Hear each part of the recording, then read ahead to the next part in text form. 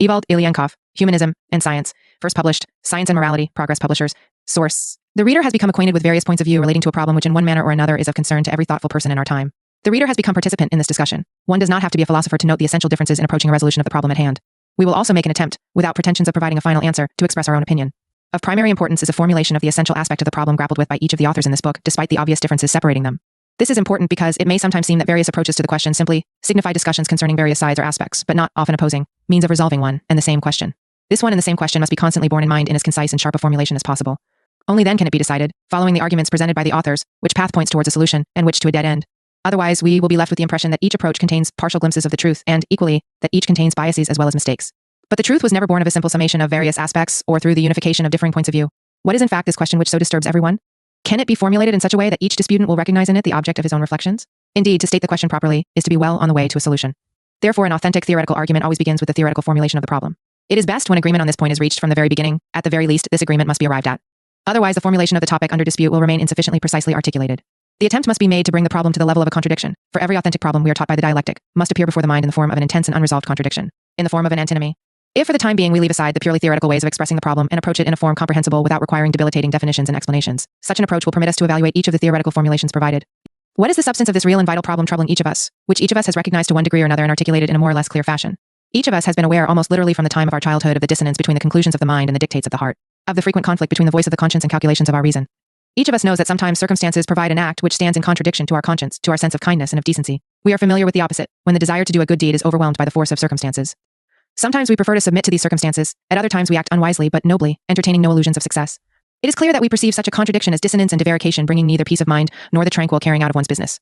This conflict of motives between the mind's reflections coldly noted, the bitter insights of the heart is not, of course, an insidious invention on the part of advocates of philosophical dualism. It is whether to better or worse, the stuff of reality, the center of our lives and thoughts. Our planet, alas, is poorly prepared to grant happiness. Circumstances as they stand at present on earth are such that one can find no automatic guide to action which will coincide to the last detail with our inbred desire to bring about the well-being and happiness of all on earth. The very circumstances surrounding our actions are contradictory. Often we must do somebody harm in order to do a good deed for another, and vice versa. Given this situation, is it possible to locate a universal principle, a general formula guaranteeing faultless decision-making? It is conceivable, of course, to decide once and for all to pursue unwaveringly the voice of the conscience, the dictates of the heart, and the striving for good. One may decide to follow the principles of absolute and uncompromising honesty, ingenuousness, and directness, regardless of considerations of other people and other facts, and despite the cautions set forth by reason in its account of the pertinent circumstances. One can, on the other hand, rely solely upon reason, upon a sober calculation and estimation of all circumstances, upon the mathematically rigorous mind, placing unwavering trust in this mind both when its conclusions accord with direct moral intuition and when they run in contrary directions. Which of these principles is preferable, which is the more correct? Will one risk the choice between these two, particularly after having read this book from cover to cover? It may be concluded with certainty from the preceding chapters that each of the suggested solutions contains a certain logic, and that each, in its rigorous purity, is abstract to an identical degree. In other words, from a more sophisticated point of view, the risk is unreasonable. In point of fact, the first solution attracts by virtue of its nobility of morals, often celebrated in the great art of the world. Don Quixote, Prince Mishkin, in Dostoevsky's Idiot Siegfried, Der Ring des Nibelungen. But the position is a martyr's lot. Moreover, the martyr here is not only the protagonist, but also the principles themselves. Nobility of sentiment devoid of rationality and refracted through the prism of circumstances sometimes emerges as a caricature and sometimes a tragedy. Abstract, that is to say, alien to reason and calculation, noble sentiment inevitably leads to self-denial and even suicide. One can find moral comfort here, but the truly noble simpleton, as a rule, serves, unbeknownst to himself and unwittingly, as a convenient tool of evil and torment in the web of insidious circumstances. No less insidious in terms of consequences is the opposite solution, the habit of giving preference to the rigorously mathematical calculation or estimate of all circumstances, when the circumstances are repugnant to the conscience, leads, in the final result, to moral collapse. All is well and good when the calculations are flawless, but since it is in the end impossible to take fully into account all of an endless stream of dialectically interwoven circumstances sooner or later, the calculating human being is bound to make a miscalculation, in so doing committing a moral transgression, passed by in the process as something inessential. The dialectical self-negation, that is to say, suicide of the given principle and its bearer, in a subjective sense, to be sure, endures even worse. For miscalculation together with a criminal act against the elementary norms of decency leads to a result perceived, among other things, as moral retribution, as the collapse, the total crushing of the personality. Indeed, it is one matter, the magnificent internal demise of Don Quixote, and quite another, the suicide, dictated by horror and self-repugnance, of Smerdyakov, one of the protagonists in Dostoevsky's brothers Karamazov. The mind, flouting the elementary demands of morality, ends up as a stupid fraud, a fraudulent ignoramus, recognizing this intolerable, both for the mind and for the conscience, state, to which it has brought itself by virtues of its principles. Trust was placed in an abstract principle, but the trust was betrayed. Don Quixote is an easier case. Those circumstances, which he didn't take into account, and had no desire to include in his calculations, proved to be the stronger. A sad state of affairs, but what can you do? Don Quixote will live on, however, in the grateful memories of all those who sooner or later will in fact remake circumstances. Such an outcome is easier, although it is nevertheless not the most pleasant. The outcome for Socrates, the outcome for Giordano Bruno. There on the other side we have Smerdyakov, Rudolf Hess, Julius Streicher. Thus, if there is to be a defeat, the first type is preferable, although one-sided and helpless before the crush of circumstances, then at least justified by its nobility of principle. But both lead to defeat, to demise, to dialectical self-negation. A more optimistic exit must be sought. From the Marxist point of view, a full solution to the problem may be found solely by making the circumstances humane, organizing the entire network of circumstances so that the problem itself disappears, so that no one ever has to choose between the demands of the conscience and the dictates of reason, so that circumstances themselves dictate, and the mind perceive, activity and deeds. in conformity with the interests of all other people. The totality of social relations, social circumstances organized on the basis of this principle is called communism.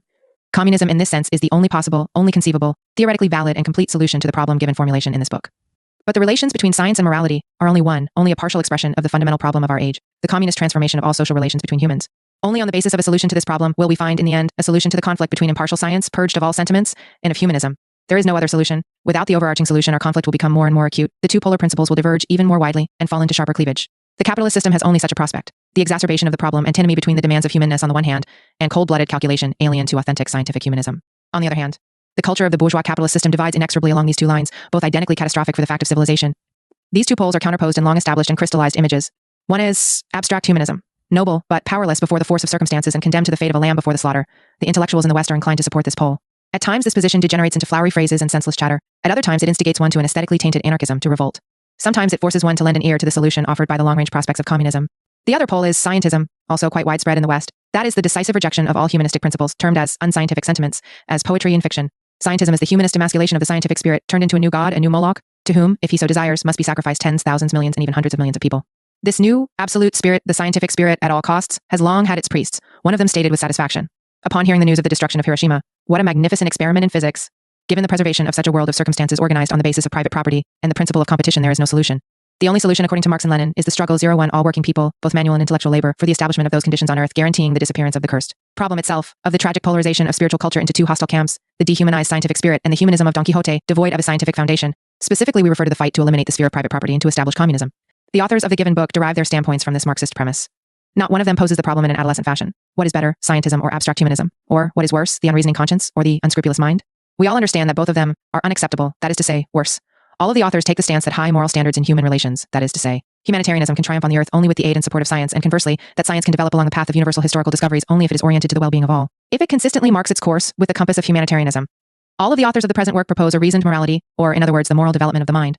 All of the authors understand well that the primary task of the socialist system, as noted in the CPSU program, consists in the education of people, both scientists and laymen, in the spirit of the harmonious development of both the scientific intellect and the highest moral principles, in the spirit of unity. The combination in each and every human of these two equally important elements of spiritual culture is a task yet to be completed. How can this task be accomplished more rapidly and conscientiously? How can the vestiges of the antinomy of mind and conscience left to us as the legacy of the bourgeois capitalist order be eliminated more swiftly and completely? The authors have also tried to come to grips with this problem. In terms of the goal of the argument, they are not in disagreement. The differences to be observed concern the means to the end. They may be described as various shadings of an approach to the resolution of a given problem. How can the reasoning conscience, or conscientious reason, be more faithfully fostered in each and every human? The alternatives, the humanistically oriented scientific judgment or a rationally acting humanism, a humanized scientific spirit or a scientifically infused humanitarianism. These alternatives are, in the end result, one and the same. The authors are in agreement on this point. We find no source of dispute. But perhaps, given this agreement, there is nothing to hold the reader's interest, no serious disagreement. Perhaps both groups of writers, and it's not difficult to note that each of them is pulled to one of the two poles, each pole demonstrating the same argument, have drawn the links of their arguments from different premises. Some wish to resolve the task by means of the humanization of scientific thought, wish to furnish the cold theoretical intellect with a value orientation.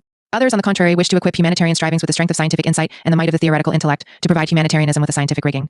Both groups accomplish a good deed in the process. He who lacks a scientific background should be provided with the essentials. He who lacks a moral framework should be encouraged above all in moral relations, not ignoring, of course, a scientific education. In the one instance, science must be imparted in a morally cultivated soil. In the other, moral principles must be inculcated in a scientifically literate mind. Both poles of the theoretical setting are thus justified, correct, and good, but in different respects. Is not the dispute itself resolved? May it not be said that what the philosophers are arguing about in the given instance is a false contradiction? It would seem so. It would seem that the antinomy has disappeared and turned out to be a contradiction in different relations. In other words, each side is correct in relation to one object, to that category of people which it had in mind, and incorrect in relation to another. If this be so, the reader may put aside the book in peace and call a halt to the inquiry. The contradiction has proven to be a formal, verbal one. Let those who derive pleasure from this type of problem continue the dispute. Nevertheless, let us look somewhat more closely at the issue. In the fine print of the given formal contradiction, can we not find something more essential? Thus, the first solution, add a dose of science to humanitarianism. The second, humanize the sciences, direct them toward humanitarian, noble goals and values. Let us try to clarify the premises implicit in each of these propositions accepted without reflection as given.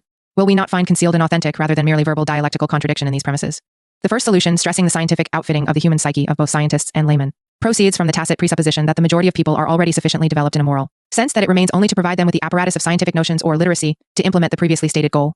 The second, on the contrary, proposes that in relation to science people, or at least people engaged in the scientific disciplines, have already reached the summit, and that if something is found lacking, this something is a clear and indisputable scale of values, a certain moral, or strictly speaking, ethical regulator.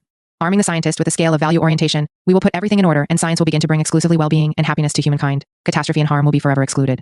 Is the reader satisfied with such a solution? We fear each solution has only an extremely limited range of application. Such is the case, for example, with the morally irreproachable, ethically attractive, but unfortunately semi-literate person. And such is the case with the academician, who has pulled himself up to the moral level of a Hottentot. Are there really such cases? Alas, yes. But, as luck would have it, they are rare birds, just as are all pure extremes. The two strategies, and the theories underlying them, mentioned above, are perhaps applicable in these cases. Infrequency is not the only point here. These personages themselves are terminal cases. The ambulance of theory arrived on the scene much too late in this case.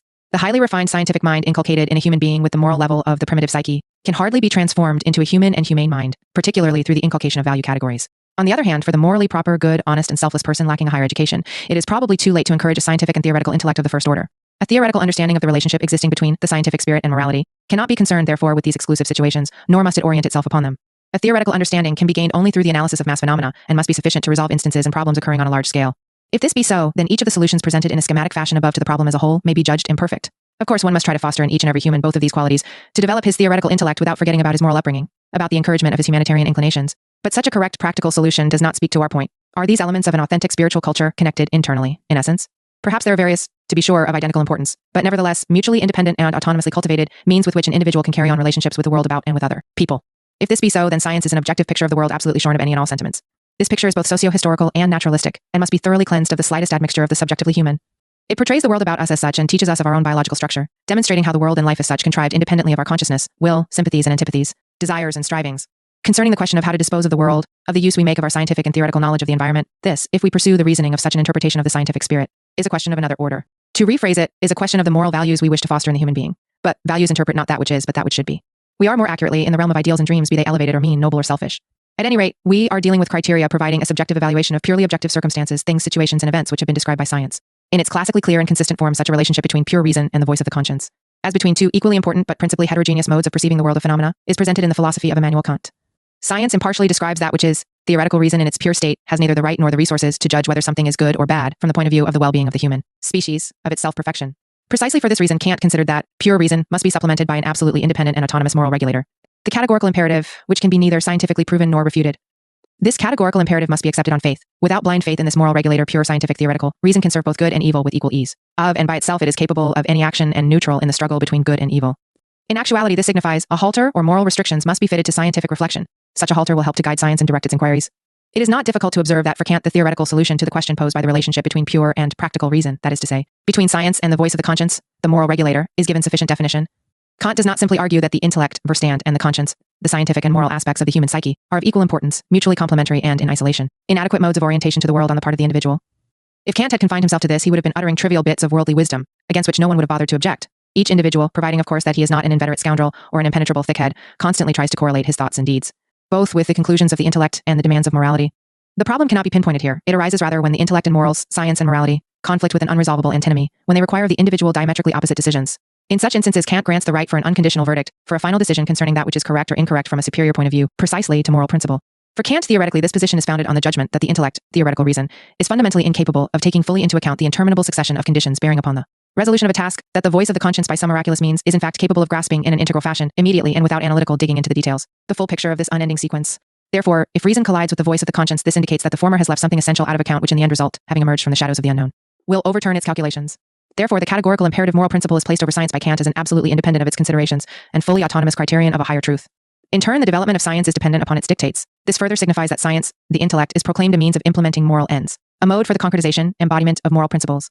This may be concretely presented in the following manner. If pure reason, science, has arrived at a state of antinomy, that is to say, if two theories, two schools, or two conceptions emerge, each as logical as its opponent, and each is well founded in terms of the given contemporary state of knowledge as the other, the decision on which is correct and which incorrect will be left not to science, for it is incapable of finding an exit from this unpleasant situation, but rather to ethics. The latter would demonstrate which of the two mutually exclusive theories is to be supported and developed further and which to be prohibited as ill-intentioned. The arbiter, furthermore, renders a peremptory judgment and in such disputes between scholars becomes what might be called a priest of morality judging science from without.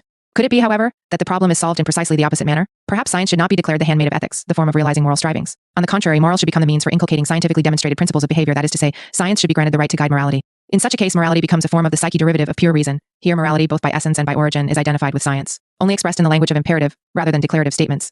Let us say that science has established that human nature bears specific features. Ethics translates this fact in the following manner. You are human, therefore you must do this and that. Ethics in such a case would be distinguished from scientific reflection in an exclusively linguistic manner, by the exclusively imperative form of the sentence giving expression to those very same truths established by science. Ethics here will become a form of realization of a scientific approach. This alternative is also a theoretical one, not a from that follows this. It is easy to observe that it stands in direct opposition to the Kantian solution. In the latter, ethics directs the development of science, in the former, science directs the development of ethics and of morality. At first glance, such a solution seems more reasonable than that preferred by Kant. Scientists are more inclined to accept the second alternative. Perhaps we may also rest our case on it. The advantages of such a solution are indisputable. They represent the advantages held by the scientific spirit over blind faith in the force of moral values, in the strength of the good, in the triumph of mankind's well-being, as well as other noble, but, as a result of their abstractness, ambiguous reference points, Indeed, both the good and the well-being of humanity can be interpreted variously. Here, after all, begins the very same dialectic that we find in the sphere of pure reason.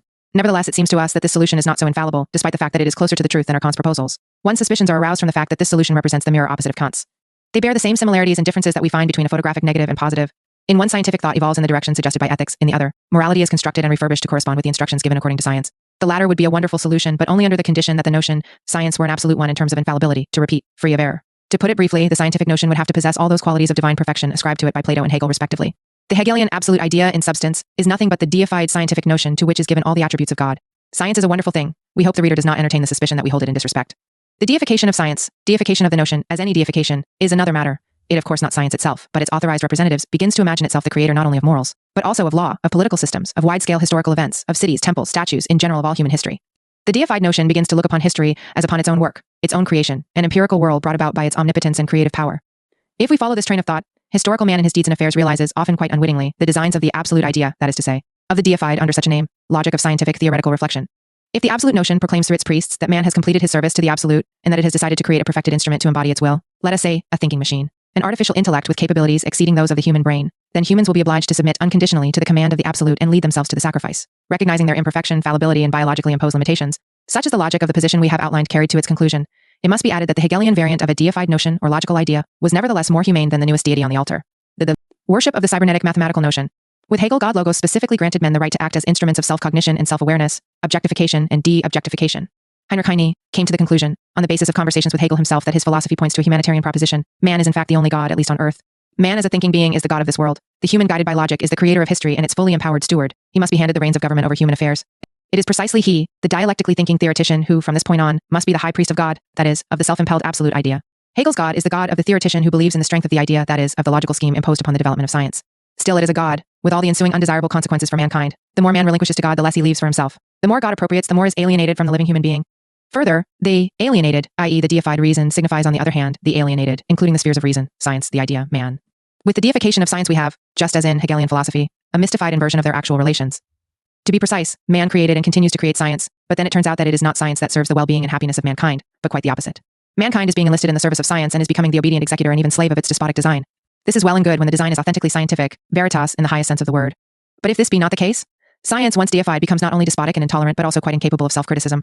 It goes without saying that we refer not to science itself, for in and of itself it is devoid of consciousness and will, but rather to its plenipotentiary, individual, and sometimes quite authoritative scientists. Indeed, they speak out not of personal conviction, but in the name of science. People respect science. For this reason, the blanket phrase, in the name of science, sometimes conceals the true nature of certain ideas parading under this title, but in reality having nothing in common with either humanism or with the authentic scientific spirit. Things are even worse when a morally inferior person begins to lay down the law in the name of science. When Truman ordered the bomb to be dropped on Hiroshima, this was apparently an inadequate measure for one scientist. He suggested that Hiroshima be destroyed even more scientifically, namely, by dropping in advance over the city multicolored illuminating rockets. The residents of the city would look up at this curious spectacle, and at precisely this time the atom bomb would explode. The result would be mass blindness for the survivors. Thus the experiment in physics would be, in his opinion, the more complete and would more succinctly demonstrate to the world the strength of American science. And those who designed and built Hitler's mobile gas chambers were also, after all, scientists, of course, to dream of preventing similar applications of science by the moral enlightenment of such scientists, by introducing them to a value orientation centered on the good and by the propagation of a scale of moral values. Such a dream is worthy only of the very naive humanist. The idolization of science is a solution no better than that offered by Kant. The power of science must be respected, but in no instance deified. Neither morality nor science can be the higher value in the scale of that which is valuable in human civilization. Morality and science have always been and remain today simply means, tools, instruments, designed by man for his own use, to augment his mastery over nature, to support measures facilitating human happiness. If science and morality instead begin to support the oppression, crippling, disfiguring, and even extermination of living human beings, that is to say, if they are transformed not only into an antipode, but also a deadly enemy of humanism, for the Marxist, this testifies above all to the inhuman, anti-humanist nature of that system of relations between people which so perverts the relations between science, morality, and the human being. By the human being, we have in mind the masses of people, a body composed of working people, both in the manual and intellectual spheres of labor, and not an abstract, humankind in general. Marxism represents a higher form of humanism, precisely because it rejects idolization, or, as is also said, alienation of any given institutionalized form of human activity, including that of science, in other words, activity of a scientific theoretical type, professionally isolated from the majority of human beings. Logical reflections transformed into a profession, into the full-time occupation of a more or less narrow group of individuals, mathematicians and logicians by profession, etc. This by no means belittles the importance of science or the deep respect accorded to a science founded on the dialectical materialist world outlook, for the latter is the most scientific worldview. This respect excluded the scientific view on people as raw material for scientific research. Scientism is therefore the contemporary form of anti-humanism. From the point of view of Marxism-Leninism, science is, in essence, rather than in the distorted and alienated images in which it is often presented in bourgeois society, a form for the realization of humanist goals. Marxist humanism proceeds from the historically matured and scientifically clarified requirements for the comprehensive development of the majority, or maximally, all humans without exception, of humans. This is in fact the substance of communism. From such a point of view, science is not a form for the realization of abstract humanist strivings, as with Kant, nor are ethics the form for the realization of the logical idea, or notion, as with Hegel. Both science and ethics, and authentic, humanistically oriented morality or code of morals, represent two forms of consciousness, expressing and realizing one and the same, the concretely and historically understood being of man and of the world of man's life and works. Therefore, an authentic science and authentically high level of morality cannot but coincide in their very essence. They cannot stand in juxtaposition, but what if they coincide only in essence, but in reality, in the empirical world, often run into conflict with each other? Here it is by no means admissible to ignore the moral sentiment and place one's support wholly behind science regardless of circumstances, as advocates of scientism recommend. Indeed, science not as a whole, that is, not the entirety of scientific knowledge of man and nature, but isolated science, isolated theory, and more precisely, scientists speaking in its name, are capable of erring. If an individual science suddenly advances a conception, with recommendations stemming from this conception, which runs counter to the principles of humanism, then we are fully justified in assuming that, in the given instance, the ultimate truth may be found in morality, that the given science has gone astray. Here it is useful to submit the infallible goddess to a critical analysis from the point of view of its own criteria. Marxist humanism, or in other words the Marxist worldview and logic, locating its reference points in scientific knowledge as a whole, has the advantage of being an integral representative of scientific truth in the highest sense. It holds this advantage over any given individual science or theory, no matter how marvelously elaborated this science or theory is in a formal sense. Such is the image of truth, accessible for science only in that instance, and that sense of the word signifying not a given individual theory but rather the entire scientific theoretical culture of mankind, the latter understood from a development perspective. In this sense, in this interpretation, science and humanism coincide in all their conclusions and formulae. Between an individual science, theory, and humanism, a conflict may well arise. To decide this contradiction in favor of the given theory and its infallible formulae would be at least incautious. One must initially determine the cause of the conflict. This is precisely how Friedrich Engels depicted the relationship between scientific accuracy and the moral self-consciousness of the mass. He remarked that science could not rely upon arguments derived from morality nor base its propositions on arguments derived from moral sentiment. Marx therefore never based his communist demands upon this, but what formally may be economically incorrect may all the same be correct from the point of view of world history. If the moral consciousness of the mass declares an economic fact to be unjust as it has done in the case of slavery or serf labor, that is a proof that the fact itself has been outlived. That other economic facts have made their appearance owing to which the former has become unbearable and untenable. Therefore, a very true economic content may be concealed behind the formal economic incorrectness. Engels, 1885, Preface to the Poverty of Philosophy.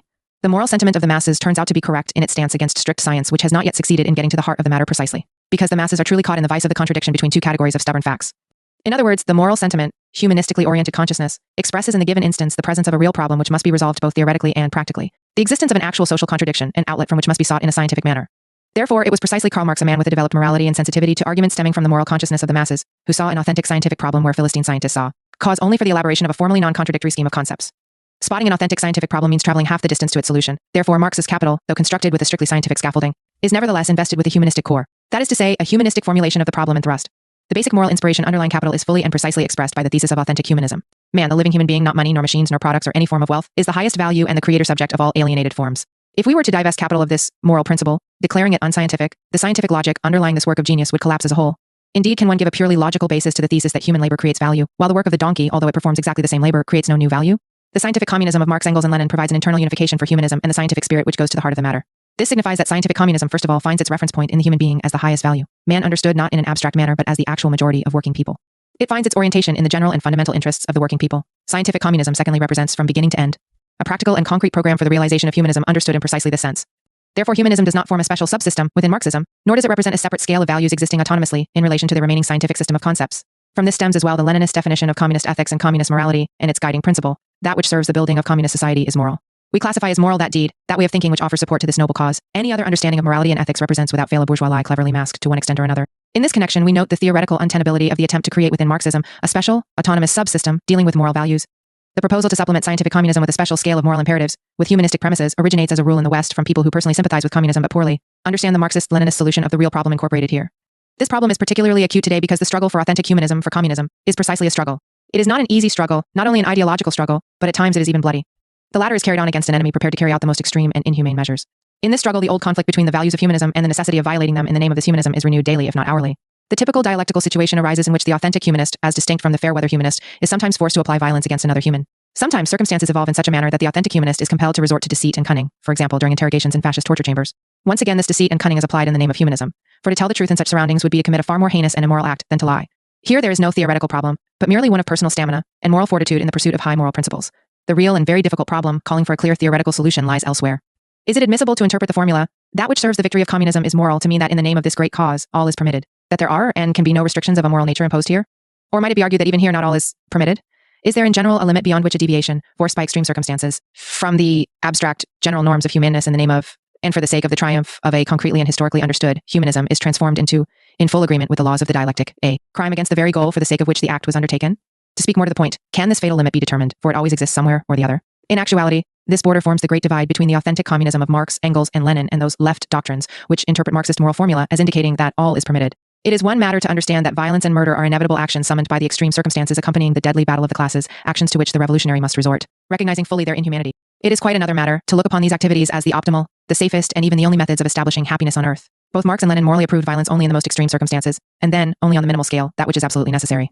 Lenin wrote that communists are opposed to violence against people in general, and they resort to coercion only when it is imposed upon them by authentic admirers of violence. The only justification for violence is as a means of opposing violence, as violence against the violent, but not as a means of influencing the will of the majority of the working people.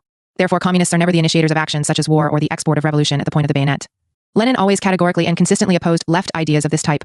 In his understanding, the scientific spirit of communism is always inseparably connected with the principle of humanness in the direct sense of the word. This also forms a principal difference between Lenin and those doctrinaires who allow themselves the pleasure of cynically counting up the number of human lives worth paying for the victory of world communism. As a rule, such calculations in today's world are the occupation of people characterized by primitivity, both in terms of theory and in their moral profile. In order to resolve the problem of uniting high moral standards with a maximum of the scientific spirit, the problem must first of all be viewed in all of the acuity and dialectical complexity which it has acquired in the difficult and tumultuous time we live in. A simple algebraic solution will not do. The problem of the relationship between morality and the scientific spirit has been resolved only in the most general fashion by Marxist philosophy. In concrete situations, on the other hand, it will occur again and again in the foreseeable future. Each time, it will have a new and unexpected twist. Therefore, there can be no simple or ready-made solution for each individual occurrence of the conflict between the mind and the conscience. There can be no simple prescription or mathematical formula capable of meeting every occasion. If you run into a conflict of this nature, do not assume that in each instance science is correct and conscience rubbish, or at best a fairy tale for children. The opposite is no closer to the truth, namely that moral sentiment is always correct, that science, if it runs into conflict with the former, is the heartless and brutal devil of Ivan Karamazov, engendering types like Smerdyakov.